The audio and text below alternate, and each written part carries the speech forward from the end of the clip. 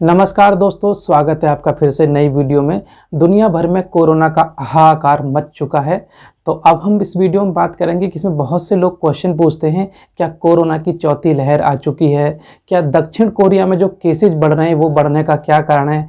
क्या हमको चिंता करने की बिल्कुल भी ज़रूरत नहीं है? भारत में हम लोग कब तक अभी मास्क यूज करना है? और कोरोना की जो चौथी लहर है, क्या वो भारत में कब तक आने की संभावना है? भारत में आएगी या फिर नहीं आएगी? तो इन्हीं सभी क्वेश्चन को इस वीडियो के माध्यम से मैं आप लोगों को बताने की कोशिश करूंगा, क्योंकि ये जो क्वेश्चन है जनरली ज़्यादातर लोगों के दिमाग में ये क्वेश्चन आते हैं कि किस तरह से हम इन क्वेश्चनों को जवाब हमें सही से बिल्कुल सेटिस्फैक्ट्री जवाब मिल सके। तो इस वीडियो को प्लीज़ पूरा देखिएगा, बिल्कुल भी स्किप ना करें। तो बेसिकली अब बात करते हैं हम कि जो दक्षिण कोरिया है और चीन समेत लगभग 15 ऐसे एशियाई देश हैं जिसमें कोरोना का संक्रमण बहुत तेज़ी से फैल रहा है और नए केस बहुत ज़्यादा रिपोर्ट हो रहे हैं। और हांगकांग की तो हालत इस तरह बढ़ चुकी है क्योंकि वहाँ पर मौत का इजाफा इतना ज़्यादा हो चुका है कि शवों को रखने के लिए जो ताबूत होते हैं वहाँ पर उनको ताबूत भी नहीं मिल पा रहे हैं। इस तरह से कोरोना के केस जो बहुत तेज़ बढ़ने शुरू हो गए हैं, तो लाजमी है कि हमें कुछ सवाल हमारे जहन में आते हैं, उन सवालों का जवाब भी आप लोगों को चाहिए। तो सबसे पहले हम बात करेंगे कि क्या संक्रमण की चौथी लहर आ चुकी है। वीडियो में आगे बढ़ने से पहले आप मेरे बारे में जान लिए। मैं हूं आपका अपना family health consultant doctor A K. Singh, और यहां पर बातें होती हैं हेल्थ और फिटनेस की और आपको सही जानकारी और सही सलाह दी जाती है। तो क्वेश्चन है कि क्या भारत में कोरोना की चौथी लहर आ चुकी है? तो इसका आंसर है कि भारत में चौथी लहर आने की जो संभावना है वो बहुत ज़्यादा कम है। उसका कारण क्या है कि भारत में जो कोरोना संक्रमण की जो लहर है, इसको रोकने के लिए दो मजबूत बैरियर हमारे देश में बन चुके हैं। पहला बैरियर है नेचुरल इम्यूनिटी का, क्योंकि ज़्यादातर हमारे देश में ऐसे लोग हैं जो कोविड-19 से संक्रमित हो चुके हैं, अर्थात उनके अंदर नेचुरल इम्यूनिटी आ चुकी है। तो यदि लोगों में नेचुरल इम्यूनिटी बन चुकी है तो ज़्यादा खतरनाक लक्षण आने के संभावना बहुत ज़्यादा कम होती है। पहली वीडियो कुछ दिन पहले मैंने आपको बताई थी कि सीरो सर्विलेंस के बारे में, क्योंकि सीरो सर्विलेंस जो हमारे देश में हुआ था उसमें भी लगभग 90% आबादी ऐसी थी जिसमें कि कोरोना की जो एंटीबॉडीज़ थी वो बनी हुई थी, अर्थात उनके अंदर किसी तरह का कोई भी नुकसान उन लोगों को कोरोना अगर हो जाएगा तो उनको होने वाला नहीं है। तो उनके अंदर जो एंटीबॉडी बन जाती हैं, यदि किसी व्यक्ति के शरीर में एंटीबॉडी बन जाती हैं तो संक्रमित होने के लगभग 6 से 12 महीने तक उनको दोबारा संक्रमण होने की संभावना कम रहती है, या फिर हो जाता है तो उनको कोई भी खतरनाक लक्षण नहीं आते हैं।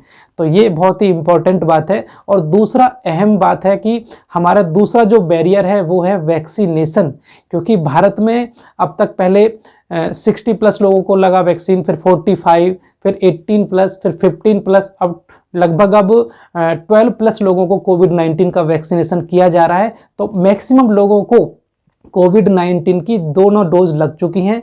तो लगभग इस तरह से लगभग 95% हमारी कवर हो चुकी है कि जिनको कोविड-19 की वैक्सीन लग चुकी है। तो ये भी बहुत ज़्यादा इम्पोर्टेंट एक बैरियर है जो कि कोरोना की चौथी लहर को हमारे देश में आने से रोकेगा। तो इसमें आपको ज़्यादा घबराने की बिल्कुल भी ज़रूरत नहीं है। अब नेक्स्ट क्वेश्चन है कि दक्षिण कोरिया में वैक्सीनेशन काफ़ी हो चुका है, फिर भी वहाँ पर 4 लाख केस 24 घंटे में रिपोर्ट हो रहे हैं। तो उसका क्या कारण है? तो बेसिकली क्या है कि दक्षिण कोरिया है, चीन है, हांगकांग है, उसमें संक्रमण बहुत तेज़ी से जो फैल रहा है वो ओमिक्रॉन का जो सब वेरिएंट है BA.2 उसकी वजह से ज़्यादा फैल रहा है। और वहाँ पर क्या है कि जो ये वेरिएंट है इसकी वजह से हमारे देश में कोरोना की जो तीसरी लहर है वो आ चुकी है। इसलिए हमारे देश में तो इसकी संभावना बहुत ज़्यादा कम है। लेकिन इसमें गौर करने वाली बात ये है कि चीन, दक्षिण कोरिया, यहाँ पे क्या है कि वैक्सीनेशन तो लोगों को हो चुका है, लेकिन मैक्सिमम पॉपुलेशन ऐसी है जिनमें अभी कोविड-19 का एक बार भी संक्रमण नहीं हुआ है। तो इसी वजह से वहाँ पर बहुत ज़्यादा केस रिपोर्ट हो रहे हैं, क्योंकि वो नए केस हैं, उनमें कभी भी कोविड-19 का इन्फेक्शन नहीं हुआ था। तो यही सबसे बड़ा कारण है कि वहाँ पर केस इस वजह से बढ़ रहे हैं। तो नेक्स्ट क्वेश्चन है कि क्या अब हमें कोविड-19 से चिंता करने की बिल्कुल भी ज़रूरत नहीं है? तो इसमें सबसे पहले हमें एक बात बहुत ज़्यादा ज़रूरी है कि कोविड-19 का जो खतरा है, जो कोरोना है, वो अभी ख़त्म नहीं हुआ है। इसका जो प्रचार प्रसार है वो सीमित हो गया है। यदि दुनिया भर के किसी भी कोनों में कोरोना वायरस है तो हमें भी लगातार उसका खतरा बना हुआ है और उसकी हमें चिंता करने की ज़रूरत है, क्योंकि वायरस लगातार म्यूटेट करता रहता है और म्यूटेट करने के लिए उसे एक संक्रमित व्यक्ति की ज़रूरत पड़ती है, मतलब एक शरीर की ज़रूरत पड़ती है। जब वो हमारे शरीर के अंदर जाएगा तो उसमें म्यूटेशन होता रहेगा, तो ये म्यूटेशन होता रहेगा तो नए वेरिएंट भी बनते रहेंगे। इसी वजह से हमें थोड़ी चिंता है और आशंका यही है कि नया वेरिएंट बन गया तो उसकी वजह से हमें कोविड-19 की जो चौथी लहर है वो भारत में आ सकती है। और इसी के क्रम में नेक्स्ट क्वेश्चन पूछा जाता है कि दुनिया भर में जो ओमिक्रॉन का सब वेरिएंट है BA.2 उसकी वजह से जो कोरोना की चौथी लहर चल रही है, तो क्या यह भारत में भी इसका असर होगा? तो मैं इसकी आपको जानकारी दे दूं कि जो बेसिकली ये ओमिक्रॉन BA.2 जो वेरिएंट है ये ओमिक्रॉन वेरिएंट का ही सब वेरिएंट है और ओमिक्रॉन वेरिएंट की वजह से हमारे देश में कोरोना की तीसरी लहर आ चुकी है। तो इसलिए यह बिल्कुल पक्का है कि जो ओमिक्रॉन का ये सब वेरिएंट है BA.2 इसकी वजह से कोरोना की जो चौथी लहर है वो हमारे देश में बिल्कुल नहीं आएगी। अगर आएगी तो वो कोई नया वेरिएंट होगा। तो नेक्स्ट क्वेश्चन है, तो क्या भारत में नया वेरिएंट पैदा होने की संभावना नहीं है?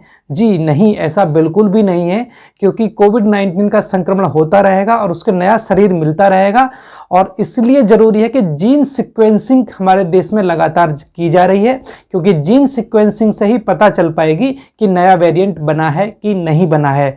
इसलिए हमें इसमें लापरवाही बिल्कुल भी नहीं करनी है। और नेक्स्ट क्वेश्चन है इसमें कि भारत में मास्क कब तक लगाना जरूरी है?